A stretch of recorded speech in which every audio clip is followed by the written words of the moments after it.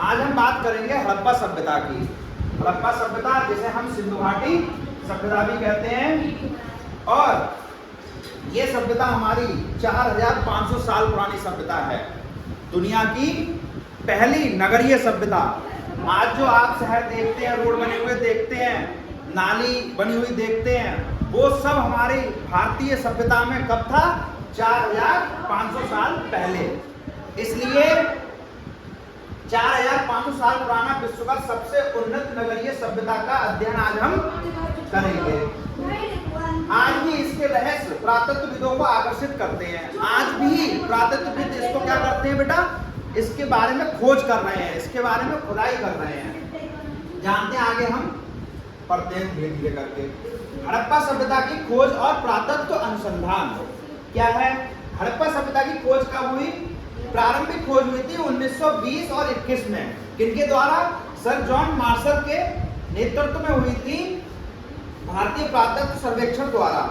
और उसमें हमारे एक भारतीय भी थे जिनका नाम है दयाराम साहनी, और एक भारतीय और थे जिनका नाम है राखलदास बनर्जी। दयाराम साहनी ने हड़प्पा की खोज की थी और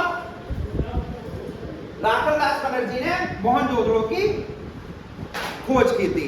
हड़प्पा और मोहनजोदड़ो जो है वो आपके हड़प्पा सभ्यता के शहर हैं। जैसे आजकल आप लोग रहते हैं, आपके घर के पास में या गांव के पास में शहर है, ठीक है? इसी तरीके से उस समय ये इनके शहर थे, हड़प्पा और मोहनजोदड़ो। इस सिंधु घाटी सभ्यता को हड़प्पा सभ्यता इसलिए कहते हैं क्योंकि सबसे पहले इस सभ्यता में कौन सा शहर खोजा गया था? हड़प्पा शहर खोजा गया था। आधुनिक अनुसंधान की बात करें तो आज तक इसमें 1400 से अधिक स्थल खोजे जा चुके हैं। इस सभ्यता के कितने स्थल खोजे जा चुके हैं? 1400 से अधिक स्थल खोजे जा चुके हैं। डॉक्टर एसआर राव, कीन्योर और मेडो जैसे विद्वानों ने इस सभ्यता की समझ को और बढ़ाया है।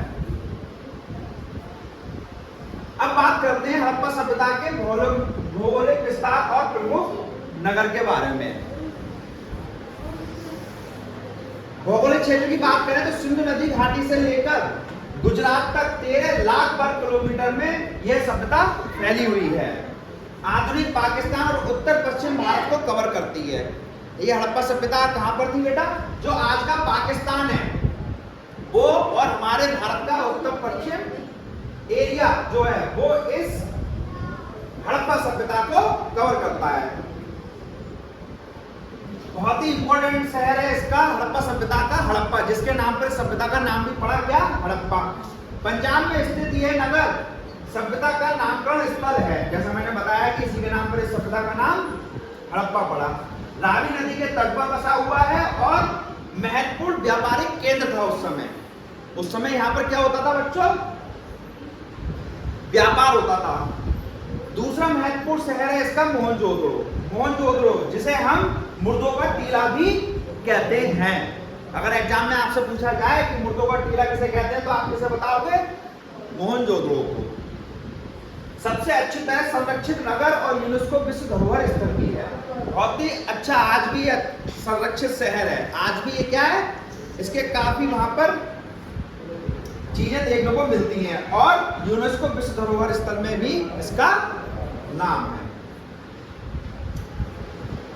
हड़प्पा सभ्यता का शहरी नियोजन और उसकी वास्तुकला क्या थी?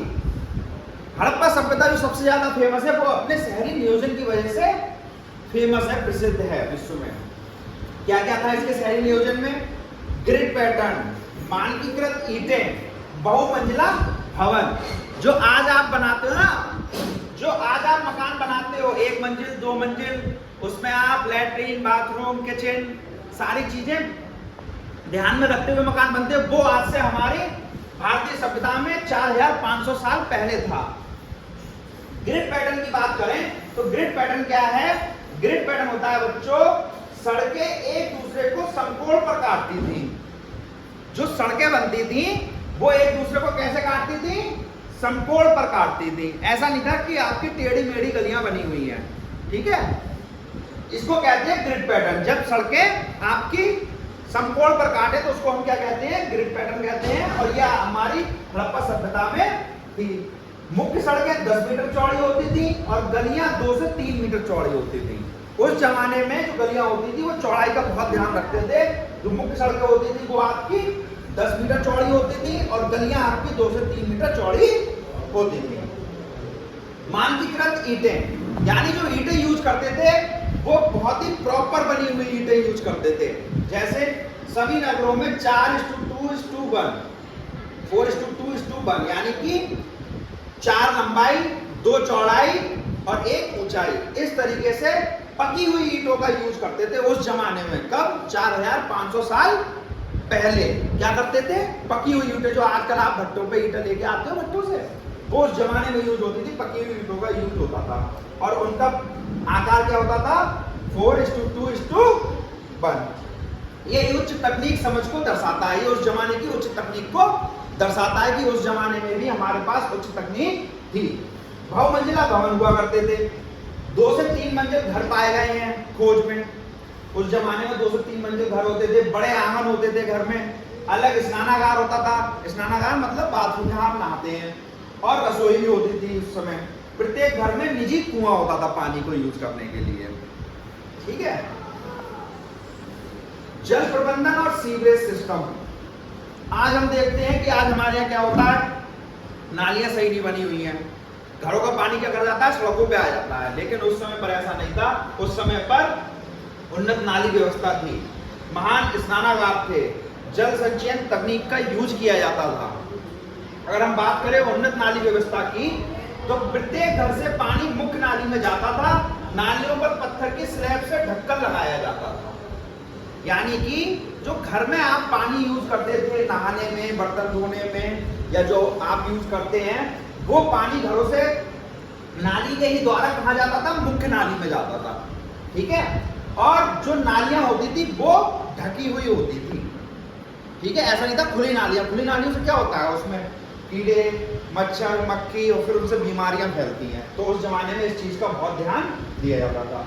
महान स्नानागार, बड़े बड़े, जैसे आजकल आप स्विमिंग पूल देखते हो, आप नहाने जाते हो स्विमिंग पूल में, उस जमाने में स्विमिंग पूल हुआ करते थे। महान स्नानागार मोहनजोदड़ो में एक ग्रेट बार 12x7 मीटर का एक जलकुंड पाया गया है, जो ये दर्शाता है कि उस जमाने में भी हमारे बड़े बड़े स्नानागार हुआ करते थे, जिन्हें आप आज स्विमिंग पूल कहते हो। और जो वो स्नानागार धार्मिक या सामुदायिक स्नान के लिए उपयोग किए जाते थे।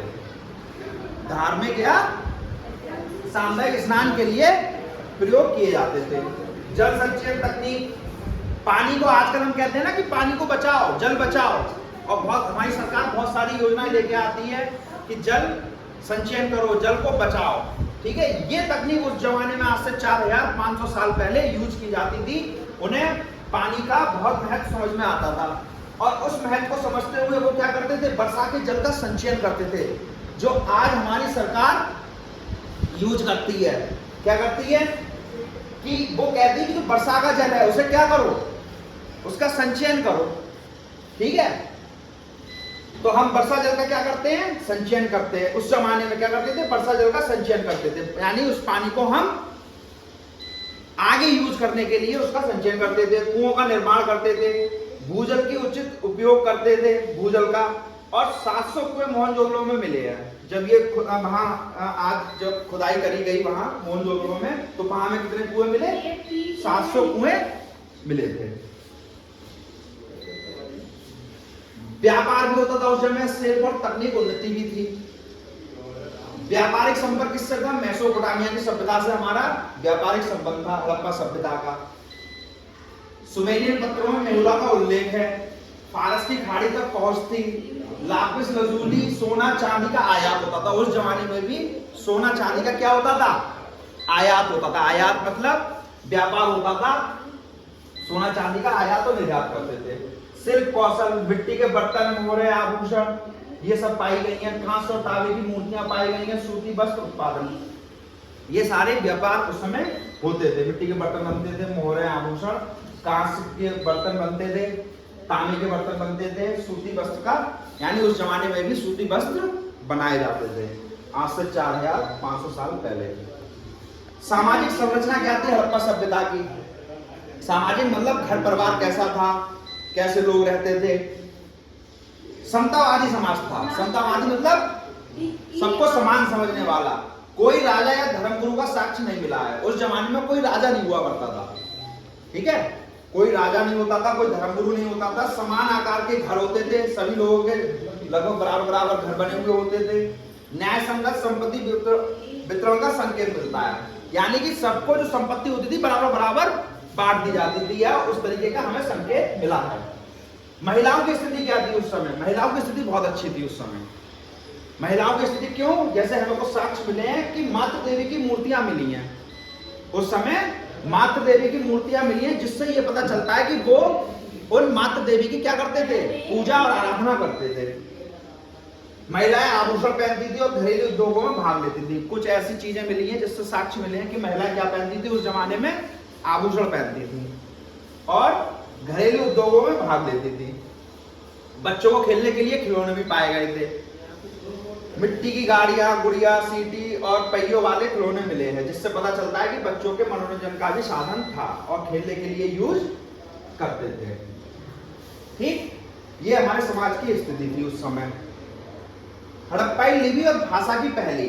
अब बात आती कि उस जमाने में, यानी कि 4500 साल पहले लोग क्या बोलते थे, क्या लिखते थे। तो जो साक्ष्य आज तक मिले हैं खोज में या खुदाई में, वो बताता है कि अपठनीय लिपि थी। लिपि क्या होती है? जैसे हमारी हिंदी लिपि है, हिंदी भाषा है, हिंदी भाषा की लिपि क्या होती है? देवनागरी लिपि होती है, ठीक है। उसी तरीके से उस जमाने में जो चिन्ह मिले हैं वो लिपि ये बताती है कि वो अपठनीय थी, वो आज तक पढ़ी नहीं जा सकी है। 400 से अधिक चिन्ह मिले हैं लेकिन आज तक पढ़े नहीं जा सके हैं। यह सभ्यता की सबसे बड़ी पहली है, ये आज भी पहली बनी हुई है कि जो वो 400 चिन्ह या सब जो चीजें मिली हैं उनको आज तक पढ़ा नहीं जा सका है, ठीक है। अगर वो पढ़ने में आ जाए तो इसके बारे में हमें और जानकारी मिलेगी। छोटे छोटे अभिलेख मिले हैं, अधिकतर अभिलेख 5 चिन्हों से कम के हैं। अभिलेख मतलब जैसे कहीं पर कुछ लिख दिया जाता है, पत्थर पर गोद के लिख दिया जाता है, उस तरीके से अभिलेख मिले हैं। तो उन अभिलेखों में क्या है, 5 चिन्हों से ज्यादा के अभिलेख नहीं मिले हैं, ठीक है। मोहरों का व्यापारिक या व्यक्तिगत पहचान के लिए उपयोग, मोहरें मिली हैं तो उससे सिद्ध होता है कि वो व्यापार के लिए यूज होती थी। इस तरीके से डिक्रिप्शन प्रयास, राजेश राव, इरावतम महादेवन जैसे विद्वानों के प्रयास जारी है। कृत्रिम बुद्धिमत्ता का भी सहारा लिया जा रहा है। कुछ हमारे विद्वान हैं आज, जैसे राजेश राव, इरावतम महादेवन, ये लोग क्या कर रहे हैं, इस लिपि को पढ़ने की कोशिश कर रहे हैं। उसमें हम एआई का यूज भी कर रहे हैं, आर्टिफिशियल इंटेलिजेंस का भी यूज कर रहे हैं। और बहुत अच्छा होगा अगर हमें उन्हें उनकी लिपि को पहचान में आ जाए या पढ़ने में आ जाए, जिससे हमें क्या जानकारी मिलेगी, हमें इनके बारे में और जानकारी मिलेगी। अभी तो हमें जो चीजें मिल रही है उससे हम अनुमान लगा रहे हैं। हमें मोहर मिल गई, हमें कुछ कांच की मूर्तियां मिल गई, कुछ मिट्टी के बर्तन मिल गए, उससे हम आइडिया लगा रहे हैं कि क्या क्या उस जमाने में या उस समय पर उस सभ्यता में होता था।